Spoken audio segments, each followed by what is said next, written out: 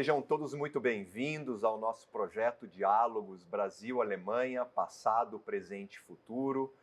Neste 19º episódio, recebemos hoje no Instituto Matthieu Staden um amigo do nosso instituto, de longa data, Luiz Delfino Cardia. Seja muito bem-vindo, muito obrigado por ter aceito o nosso convite, Luiz. É uma satisfação de voltar aqui, vocês são muito parceiros e eu nunca esqueço da nossa homenagem aos 50 anos da Escola da Comunidade, que junta cultura e educação, foi muito importante, e a sua presença, a sua fala lá, a Raquel, enfim, todas as pessoas aqui do Porto Seguro, eu fiquei muito feliz e a Associação do Brooklyn também. Muito bom. Luiz Delfino Cardia é formado em Administração pela Fundação Escola de Sociologia e Política de São Paulo e em Marketing pela Universidade Paulista. Atualmente faz mestrado no programa de pós-graduação em Inovação na Comunicação de Interesse Público da Universidade Municipal de São Caetano do Sul, a respeito do tema Comunicações Culturais sobre a Presença Alemã no Estado de São Paulo. Há 14 anos é curador cultural dos dois maiores festivais alemães multiculturais na cidade de São Paulo, que são o Maifest e o Brooklyn Fest, ambos organizados pela Associação dos Empreendedores e Moradores do Brooklyn. O Brooklyn Fest é considerado hoje a maior festa típica alemã de rua, Straßenfest, do Brasil. Luiz, já que estamos falando do Maifest e do Brooklyn Fest, como que surgiu a ideia para a realização dessas festas? Olha, há 27 anos atrás, os lojistas, precisa lembrar que a Rua Joaquim Nabuco era um empreendimento comercial, tinha em São Paulo Antigo, Santo Amaro e o centro da cidade. E o Joaquim Nabuco ali era o centro comercial muito importante. Os lojistas, a ideia de revitalizar a questão ali das lojas, dos empreendedores, resolveram resgatar uma história dos alemães ali naquela região. Nós temos ali um restaurante Zur, que está lá há 40 anos, 40 né? anos. E aí começaram a fazer as festas a partir de você revitalizar a questão comercial ali, cultural também, né? Da história do Brooklyn, né? Que nós temos o Brooklyn novo e o Brooklyn velho. É verdade. Então são duas áreas, e também resgatar a história ali da formação do Brooklyn, porque ali era Santo Amaro, né, que era uma cidade, né, Exatamente. que depois de 1935 foi para São Paulo, mas ali eram terras de Santo Amaro ali, né. E ali a família Klein, uma fazenda, os Klein compraram um lote do Brooklyn novo, né, e os alemães, depois de muitos anos, construíram suas casas ali no Brooklyn velho, né? E a gente lá, estamos exatamente no meio entre a subprefeitura de Santo Amaro e a subprefeitura de Pinheiros. Essas festas começaram assim, o Maifest é mais novo, tem 22 anos, e o Brooklyn Fest esse ano vai à 27ª. Os dois festivais são calendários oficiais da cidade de São Paulo. Incrível, incrível. Para quem nos assiste e não é da cidade de São Paulo, ou não é do estado de São Paulo, talvez o Luiz pode explicar um pouquinho geograficamente aonde essa região se localiza na cidade. Isso. A cidade de São Paulo é a Zona Sul, o Brooklyn fica na Zona Sul de São Paulo, muito bem lembrado, as pessoas às vezes não sabem a história de São Paulo, a geografia, né? E a Zona Sul de São Paulo. Então o Brooklyn fica exatamente no começo da Zona Sul de São Paulo, né?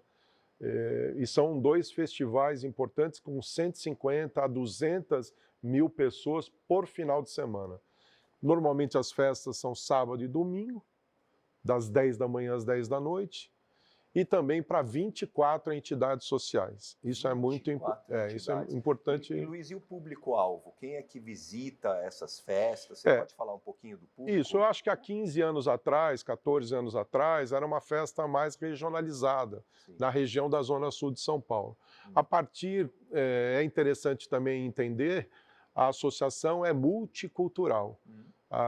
Quem me chamou foi a Ana Adélia, que é uma espanhola.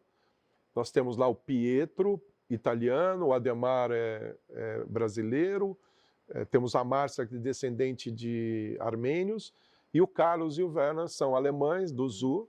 Hoje o Carlos é o presidente da associação, agora em março de 2023. E, então, é uma associação muito diversa. E com esse potencial, resolveram fazer uma ampliação, mostrando que a Alemanha também dialoga com a cultura paulista e com a cultura paulistana. Então, houve uma dimensão um pouco ampliada, né, se eu posso dizer assim, a ampliação da cultura de mostrar que a Alemanha também é diversa. Exatamente. Então, e é isso que convergiu essa ideia de sair do bairro de São Paulo, dialogar com a cidade de São Paulo e dialogar principalmente com o Estado e com o Brasil. Então, foi muito interessante que as coisas foram acontecendo de uma paulatinamente, né? Que foi andando aos poucos, né? Interessante. Agora, pegando o gancho, você falando da presença da cultura alemã no Brooklyn, o bairro do Brooklyn, como você disse muito bem, antigamente era um bairro típico de presença alemã, a presença era muito forte alemã, e isso mudou bastante. Você já disse, é um bairro multicultural hoje. Isso teve alguma influência nos festivais nesses últimos anos, ou você percebe que os festivais conseguem preservar a sua identidade, apesar desse multiculturalismo do bairro? Eu acho que é importante essa colocação para a gente entender que cultura é movimento. Perfeito. E a história, a memória é meio, não é o fim. Então, você pensar a questão, eu utilizo muito a referência da minha orientadora, que é a Priscila Perazzo, professora doutora pela Universidade de São Paulo, que diz que a memória não é só o passado, não é o que se viveu. Cultura é o meio, é o meio. Então, a partir desse referencial, eu acho que a gente foi buscar um diálogo com a cultura paulista e a gente percebeu que as cidades paulistas de imigração alemã eram muito endógenas para dentro de si mesmo. E a gente foi buscar e falou, não, venha para São Paulo para mostrar a sua cultura local do jeito que você é. Não com uma visão paulistana exigindo que o interior de São Paulo, até o litoral de São Paulo, né? Então foi interessante que houve esse diálogo cultural e isso permanece dentro da estrutura do bairro, se a gente pensar que a Câmara Brasil-Alemanha é no Brooklyn. Exatamente. Né? O Exatamente. Clube Transatlântico é no Brooklyn. Né? Tudo bem, o Coping e o Lira, a Filarmônica Lira, são entidades antigas, né, alemãs, né? Uma de 1884, me parece, que é a Sociedade Filarmônica Lira, em Campo Belo, e o Coping, né, Católica Coping, o clube mais ou menos de 1925, alguma coisa assim. Então, eu acho que essa junção dos alemães nesse movimento ajudou muito a dar uma característica também organizacional para o bairro, né? Apesar que o nome Brooklyn é por causa da Light e também dos holandeses, né? Que também tiveram ali muitos, né? E a ideia de Ponte Pequena tem a ver um pouco com a ideia do nome Brooklyn, mas quem denominou foi a Light, né? Muito interessante. Vamos conversar um pouquinho sobre a sua pesquisa. Me interessa muito sua pesquisa Comunicações Culturais sobre a presença alemã no estado de São Paulo. Você poderia nos contar um pouco sobre o foco do seu trabalho acadêmico nessa pesquisa? Olha, eu preciso contar uma história, porque quando eu entrei em 2009, eu senti que a questão da memória, a questão de você mostrar a cultura alemã, não era só uma questão das danças populares, né, ditas folclóricas, né, mas sim dar uma visão um pouco da história, um pouco da economia, que eu achava que isso, hoje, fazendo esse mestrado, a gente possibilita que essas coisas estão muito interligadas. A questão da história, da economia, né, da questão, enfim, social, de como os imigrantes se consolidaram e se deslocaram para São Paulo especificamente, e depois com todo o Brasil, mas eu fui pensar sobre isso quando eu fui morar na Alemanha. Eu fui fazer um curso na London School, pela Fundação Escola de Sociologia e Política, e depois eu fui para a Alemanha, no Instituto von Hauberg, Instituto ali de Freudenstadt, em Schwarzwald. E foi muito interessante. Lá, como eu percorri muitas cidades na Alemanha e participei de alguns eventos a céu aberto, né? Como produtor ali, mas mais como um estagiário, entre aspas. Eu tinha 50 anos, né? Foi há 10 anos, foi 10 anos atrás. Eu juntei a questão da London School e da Alemanha no mesmo ano, em 2012 e 2013. Lá eu percebi que faltava, todo lugar que eu ia, daqui saiu meus parentes para ir para o Brasil, da Renânia, aí depois ali Baviera, depois em Berlim, Hamburgo. Eu fui vendo que existia um deslocamento da imigração em várias partes da Alemanha para o Brasil. Eu fiquei com isso na cabeça, voltei e comecei a percorrer um mapa do estado de São Paulo, a partir das dissertações e teses de doutorado que tinham nas universidades, mas como guia, não como final. Entendi. Então eu fui atrás das histórias das pessoas, das suas famílias. E aí foi uma coisa muito importante que eu rodei quase 100 cidades nesses 10 anos, 8 anos. 100 cidades. 100 cidades de 645 municípios, 100 cidades. Preciso lembrar também, eu já tinha uma experiência na área pública, então isso facilitou também a chegada nas cidades, né? Com certeza. Mas é importante, por exemplo, a colônia rio-grandense de 25 a 33, ali na região de Maracaí, Tarumã e Cruzália, né? São José das Laranjeiras, ali em Maracaí, que é um bairro ali de Maracaí. Eu fui atrás dessas histórias, né? E conheci muita gente, a dona Úrsula, que é uma empreendedora do agronegócio, e que me contou a história dela. E fui para Presidente Venceslau, que tem o bairro Aimoré, que é um bairro também de imigração alemã, Igreja Luterana em Presidente Venceslau. Eu percorri aquela região e fui vendo que histórias de imigração alemã precisavam de um diálogo com a questão da academia, saindo dos muros da universidade. Então, acho que eu trago nessa minha pesquisa, com orientação, claro, de uma professora que tem uma bagagem muito importante nesse mundo do legado dos alemães no século XX, né? O trabalho muito da Priscila Perazzo, foi me orientando a perceber de que a questão da comunicação, como é que os alemães se deslocaram e como eles se comunicaram através da sua identidade. Como é que construiu a sua identidade? Com a cultura paulista, né? E que existiam vários tipos de alemães. O agricultor, o urbano, o intelectual, o pastor, né? A gente precisa lembrar que no século XIX o Brasil era católico e os padres eram ligados ao Estado português, né? Exatamente. E depois, na metade do século, começa um pouco a liberar.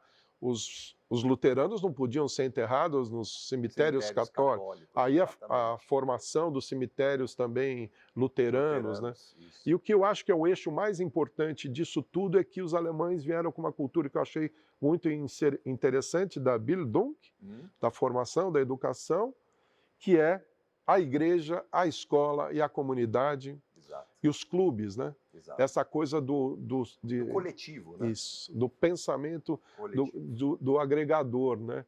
E isso eu fui achando muito interessante. Aí eu rodei também, achei uma Kirchdorf, Ribeirão do Meiro, em Leme.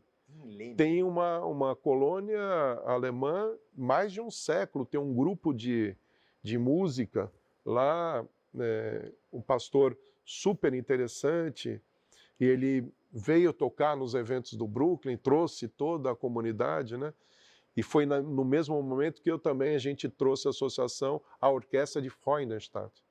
Nunca tinha saído do estado de Baden-Württemberg ali, e eles vieram, ficaram, primeira excursão internacional. E o mais interessante, que eu acho que eu posso te dar uma história legal dessa transição dessa orquestra, que a orquestra, cada pessoa que ia no posto de gasolina em Freudenstadt ou no supermarket ali, doavam para a viagem. Então, Olha, os eventos do Brooklyn, a gente mobilizou toda a comunidade de Freudenstadt para trazê-los para cá. Então, incrível. a gente teve um apoio importante também de vocês, do Colégio Benjamin, do Porto Seguro, da Imperatriz Leopoldina, que esse ano faz 100 anos. 100 né? anos, exatamente.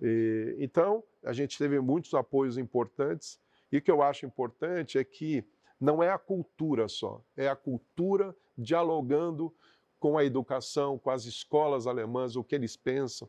Aí, claro, a gente, o Köhler ali em Rio Claro, o bairro Ferraz, a formação, então Leme, Limeira, o bairro Pires, dos Pires ali. Então, eu fui vivenciando essas histórias dessas pessoas.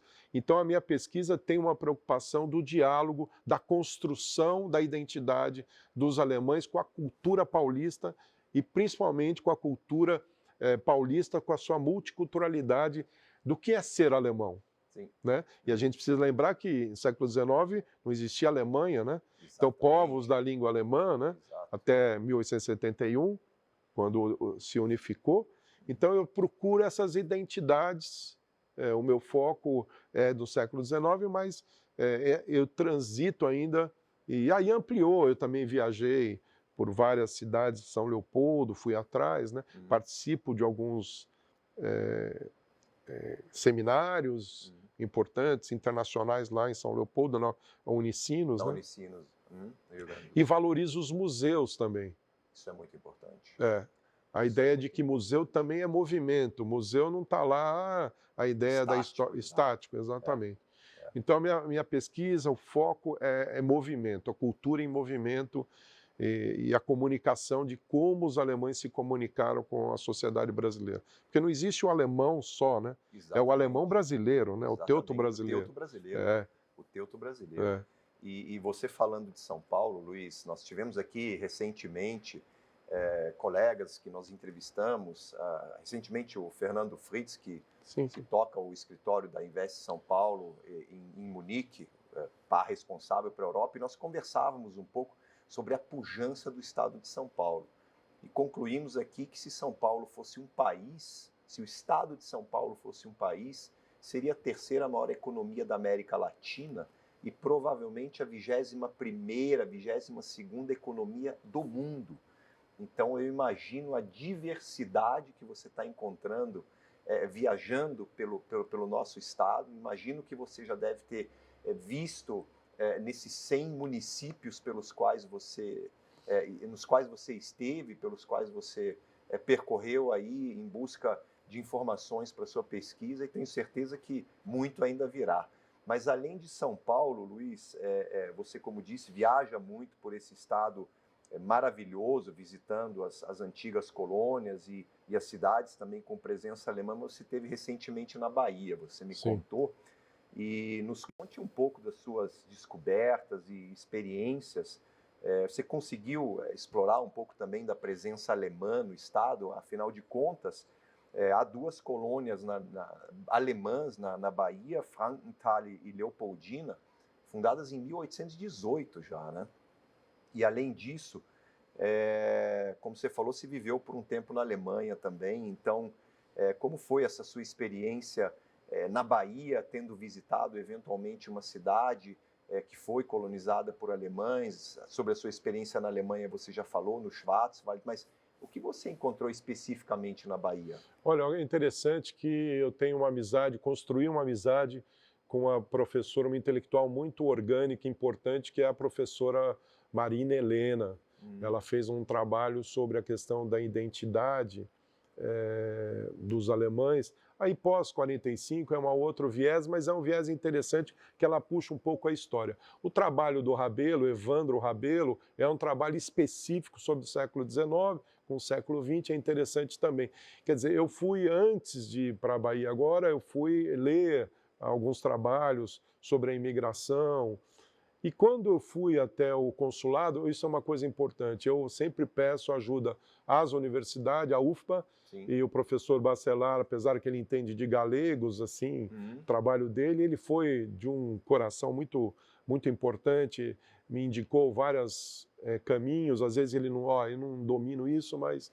Então, 2 pontos importantes, os consulados, às vezes, só para uma indicação, e o consulado lá, que é honorário, ali na Bahia, em Salvador, me ajudou.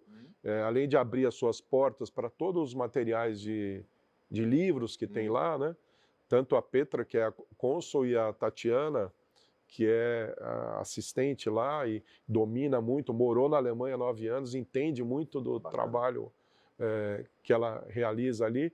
Eu achei interessante porque os alemães têm colônia Almada também, em 1816, né? Antes ali, ainda, isso, 1816. ali também, naquela região, lá embaixo, né, no sul. E foi interessante que a Petra, a família Dannemann, me deu 2 livros, né, através da Petra, que, olha, acho que é a questão da fábrica de charutos, importante ali na região do Recôncavo Baiano, São Félix, ali, né, Conceição, ali, eu achei super interessante. O que eu percebi é que muito dos materiais não estão no Brasil. Se eu entendi bem ali naquele momento, tanto na Suíça quanto na Alemanha, os materiais foi uma tentativa de uma colonização privada ali que não deu certo, entre aspas, que não deu certo, né? Tinha uma característica muito específica, as sesmarias, o trabalho escravo pontualmente, enfim. Então, esse material está na Suíça e na Alemanha, porque os suíços também foram para aquela região. Então, eu achei interessante que é um material ainda a ser estudado, né? Então, eu esbarrei nisso. Mas eu achei interessante que existia lá uma associação baiana, depois de 1800, mais para o final do século, que faziam uma revista de tudo que foi feito durante o ano. E as famílias que contribuíram para aquela pequena revista colocavam o nome lá. E quando você via, era mais de 30 nomes. Então não é que tinha uma só família. Então eu acho que ali na Bahia merece, estamos entrando aí nos 200 anos, em 2000, merece um estudo com esse material que tem muito na Suíça, que eu percebi.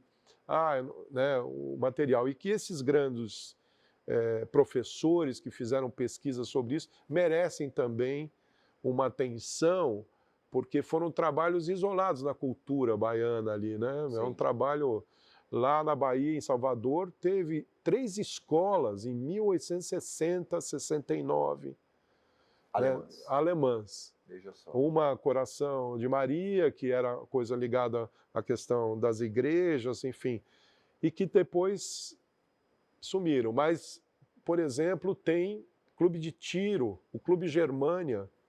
Então, quando você vai atrás das coisas que tinham no século XIX e no século XX, as coisas começaram, a memória foi escapando.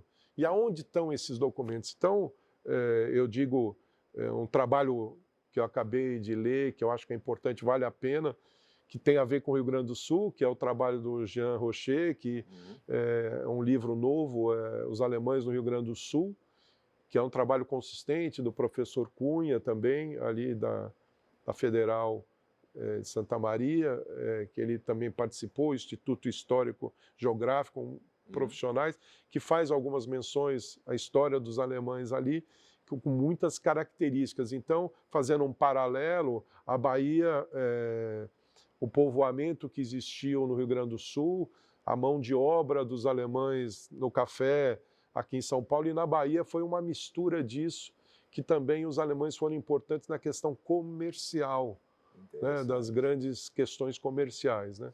Eu acho que é um tema que merece muita atenção, porque se a gente for pensar, começou na Bahia, na imigração, né? Mas eu não vou defender isso tecnicamente, porque vai envolver a questão mais administrativa, uma coisa mais colocada, organizacional, foi realmente 25 de julho de 1824 em São Leopoldo. Né?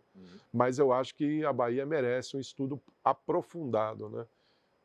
Interessante. Luiz, voltando da Bahia para São Paulo agora, o MyFest se aproxima, já estamos aí muito próximos. Você já tem um lema para 23, para a Olha, festa? esse lema agora está sendo trabalhado.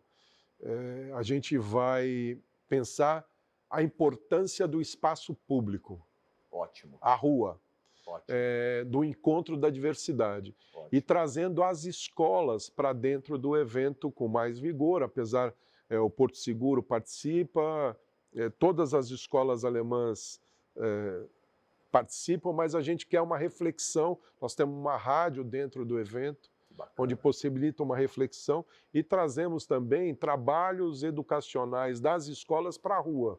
Que ótimo. Então, o foco será a importância dos eventos de rua, que evento de rua não é só um entretenimento por si só, Sim.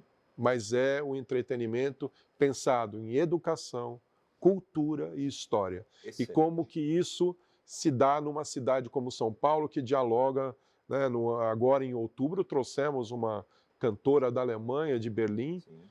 que é a Eva Jagun, que tem um trabalho muito importante, fez um CD chamado Transatlântico, que é essa integração entre a música contemporânea brasileira, né?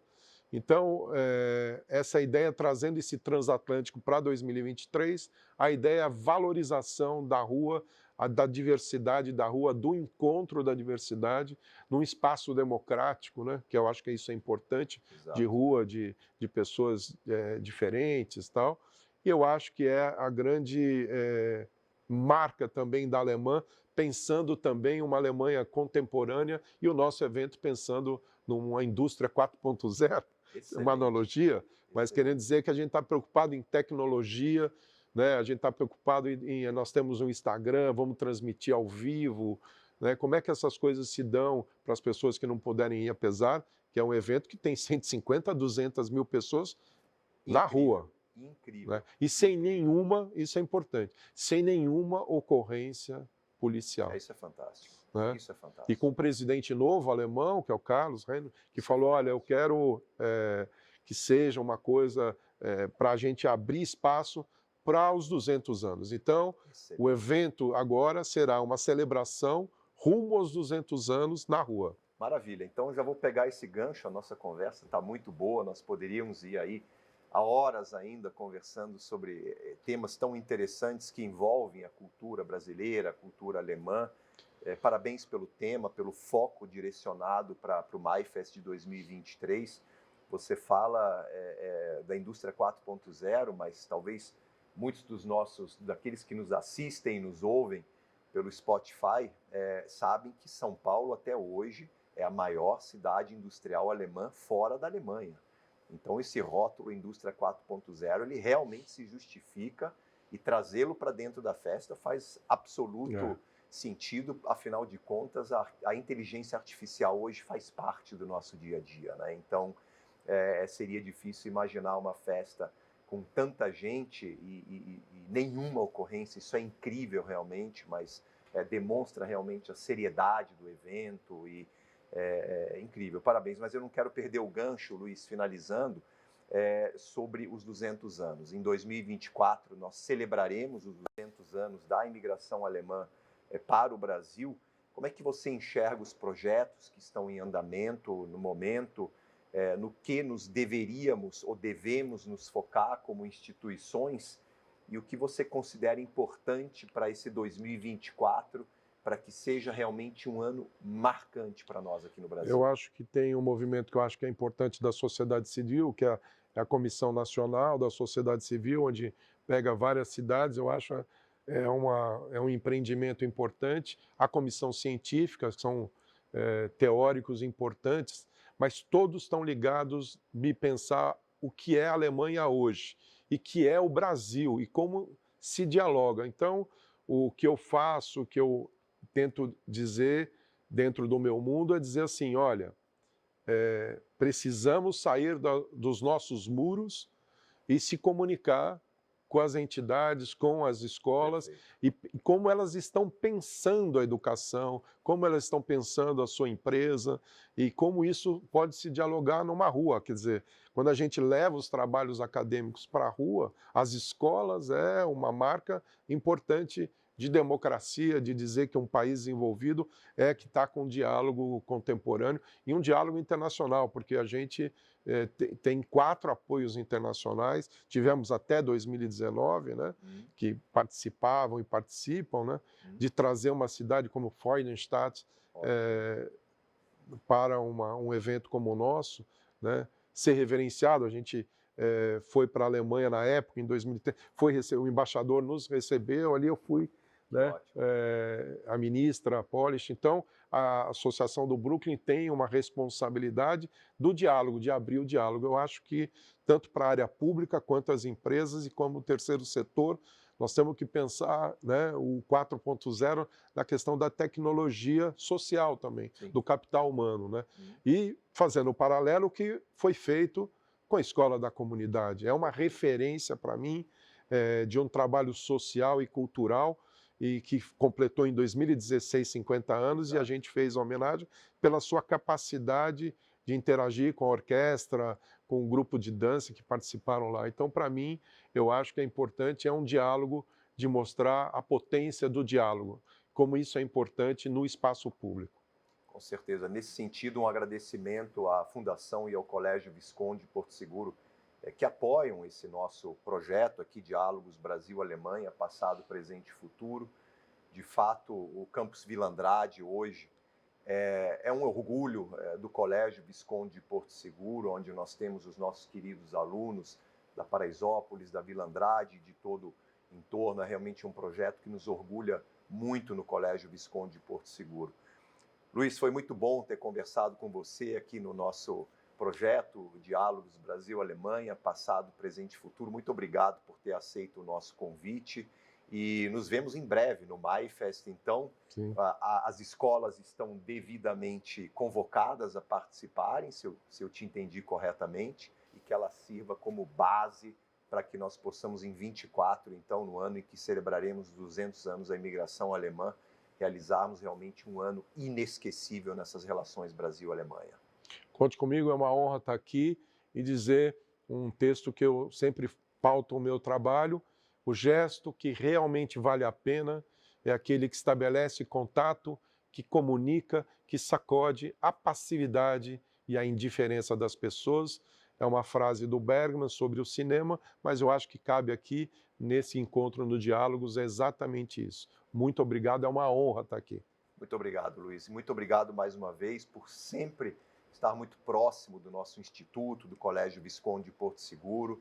As nossas portas estarão sempre abertas. Muito obrigado pela sua presença. Agradecemos nós da associação. Muito obrigado, e muito obrigado a você que esteve conosco neste 19º episódio do nosso projeto Diálogos Brasil-Alemanha, passado, presente e futuro. Até o nosso próximo episódio.